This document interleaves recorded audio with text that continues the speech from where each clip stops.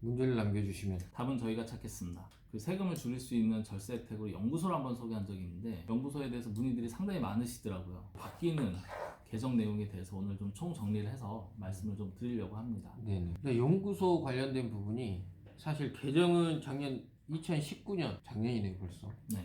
2월 12일 날 개정은 됐는데 실행이 2020년 1월 1일부터인 게 몇 개 있어요. 이제부터는. 네, 올해부터 이제 진행이 되는 건데 그래서 한번 여쭤보려는 게 연구소를 설립한 이후에 뭐 요건 맞춰서 설립을 하는데 근데 이제 관리를 또 해야 되는 부분이 있다고 항상 대표님이 말씀하시는데 어떻게 기업이 그 연구소에 대한 부분을 관리해야 되는지 그런 부분을 좀 알려주시면. 기본적으로 이제 설립을 하려고 하면은 뭐 요건이나 이런 부분은 저희가 예전에 찍은 영상을 한번 보시면 될 것 같고 네.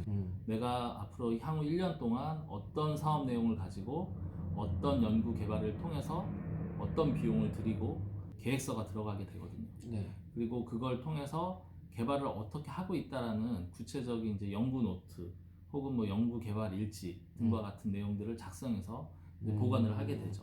네. 근데 왜 그게 뭐 필요한 부분이 생겼나요? 아니 보면 네. 20년 1월 1일부터 지금 해야 되는 게 세법상 의무가 생겼는데 일단 연구개발 계획서, 네. 연구개발 보고서 및 연구 노트를 작성하고 보관해야 돼요. 5년 동안. 그거는 이제 세법이랑 관계없이 연구소를 이제 하는 분들은 기본적으로 갖고 있던 건데 세법적으로 그거를 이제는 세법적으로 회계장부를 보관하는 것처럼 네네. 5년 동안은 보관해야 될 의무가 생겼습니다. 이게 이 영상을 보시는 분들이 조금 이해하셔야 되는 게 과거에는 네. 연구소가 설립이 되고 관련된 세액공제나 인력에 대한 부분을 세무서에 통보를 하면은 그쪽에서 이제 비용 처리만 기본적으로 했던 거죠. 그렇죠. 뭐 방금 말씀하신 연구개발 계획이라든지 연구 노트라든지 일지라든지 이런 내용들에 대해서는 관여를 안 했던 거죠. 이제 조사할 때는 보지만 네. 그런 것도 이제 다서를 요청하지만 기본적으로 꼭 보관해야 되고 작성해야 된다는 의무는 없었어요. 아 그래요. 이제는 그게 세법에서도 의무가 되어 있는 거죠. 음. 그리고 또 하나는 세무서장한테 제출하기까지 지금 조항은 나와 있는데 네. 이게 사실 2020년부터 시행되다 보니까 아직 이 부분의 신고는 사실 내년에 이루어지거든요. 21년도에. 네. 그래서 이거를 증거 서류를 내라고 돼 있는데 어떤 걸 어떻게 내야 될지 이런 부분은 아직 저희도 잘 모르겠어요. 일단 근데 양식이 나와 있는 게 있죠. 양식은 벌써 세법에서 정해진 서식이 나와 있죠. 그렇죠. 양식이 이제 제가 한번 봤더니 연구개발 계획 같은 경우에는 기존의 연구소를 설립할 때 내는 내용과 거의 흡사합니다. 그리고 이제 연구개발 보고서도 네. 기존에 이제 연구소 설립하는 분들은 당연히 한 번쯤은 작성하고 알고 있는 내용에서 문제가 안 될 것 같고요. 연구 노트 같은 경우에는 전부 작성은 아니고 그 원천 기술이라든지 신성장 동력을 관련된 기술 개발을 하는 분들만 의무 작성으로 돼 있더라고요. 네네. 근데 이거를 의무 작성을 한 이유는 뭐 다른 혜택이 더 있기 때문인가요? 세액공제가 크죠. 신성장이 들어오면 네. 한 10% 정도 더 세액공제가 더 나와요. 그렇군요. 그러니까 사실 지금까지는 사후 관리가 그렇게 많지 않았었고 혹시 걸리면 그에만 이제 공제 그쵸. 못 받고 과거과에 대해서는 특별히 문제를 안 삼았죠. 세무조사 나오는 곳들이나 좀 문제가 됐지 그랬는데 이제는 이런 규정을 넣는다는 것 자체는 점점 더 이제 세금에 대해서는 철저하게 좀 준비하지 않으시면 아마 이게 5년치니까 올해부터 준비하면 올해 나오기보다 한 2, 3년 뒤에 그럼요. 딱 몰아가지고 5년 뒤에 5년 뒤쯤에 5년치를 갖다가 5년 뒤에 나와서 5년치를 건드리면 가장 효과적이죠. 저도 이거 관련해가지고 좀 여쭤볼 게 추가적으로 있는데 네.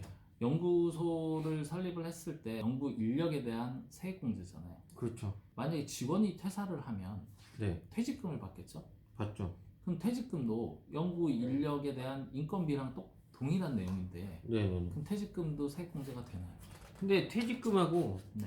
퇴직급여 충당금은 인건비에서 제외되는 걸로 돼 있어요. 참고로 여기서 세액공제하고 비용 처리를 구분을 하셔야 되는데 비용 처리하고 세액공제는 다르다는 거 다르죠. 꼭 기억하시고요. 네. 비용 처리는 무조건 되고. 그렇죠. 예외 조항이 없을까요? 대표님 물어보시는 이유가 그 업체 때문에 말씀하시는 것 같은데 네. 그 업체는 그거죠. 퇴직연금, 확정 기여형 퇴직연금을 들어놓은 회사들이 요즘에 굉장히 많잖아요. DC형이라고 하죠. DC형. 네. 그거 같은 경우에 인정이 됐어요. 어떤 사례가 있었냐면 확정 기여형 퇴직연금을 지급한 회사에서 이걸 연구인력 개발비 세액공제를 넣었어요.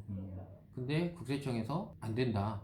이건 퇴직소득과 동일한 거기 때문에 세액공제가 되지 않는다 해서 이제 빠꾸를 먹었는데 이게 대법원까지 가가지고 납세자가 이겼거든요. 아 그래요? 결론은 확정 기여형은 매년 지급한 것과 똑같은 인건비의 성격으로 봐서 공제를 인정해줘라. 이렇게 이제 결론이 났거든요. 그래요. 나중에 뭐 퇴직금과 관련해서 한번 영상을 다시 찍겠지만 네. 퇴직금, DB, DC형 그 많은 퇴직금 형태 중에서 확정 기여형. DC만 된다. 네. 근데 굉장히 불행한 소식이 또 하나 있는데 이게 개정이 돼가지고 올해부터죠. 2020년 1월 1일부터는 확정 기여형도 안 됩니다.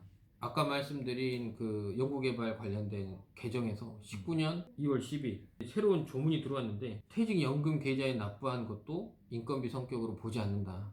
이걸 넣었어요. 그래서 그게 시행되는 게 2020년 1월 1일이거든요. 혹시 이 영상을 보시는 업체 중에서 연구소 혹은 연구 전담서가 있는데 네. 우리 회사는 확정 기형 DC형을 가입을 하고 있다. 네. 근데 그렇다 그러면 그 부분에 대해서는 매년 지금까지는 세액공제를 받았어야 받았어요. 되거든요. 네. 근데 그게 누락될 수도 있겠네요. 그렇죠. 그런 경우에 이제 경정청구 제도를 활용해서 환급받아야죠. 이 혜택을 보는 건 좋지만 그만큼의 무거운 의무가 따른다. 그걸 정확하게 좀 인지하셔야. 보통 보면 사장님들이 만들고 나면 관리 안 하지. 그 부분은 정확하게 좀 생각하시고 컨설팅 받으셔서 좀 자료를 만들어 놓지 않으면 나중에 좀 곤란한 상황이 많이 생길 것 같습니다. 연구소 설립은 시작이고 사후 관리와 정확한 세액공제를 받는 게 끝이다. 네. 끝까지 마무리를 잘 하시기 바랍니다.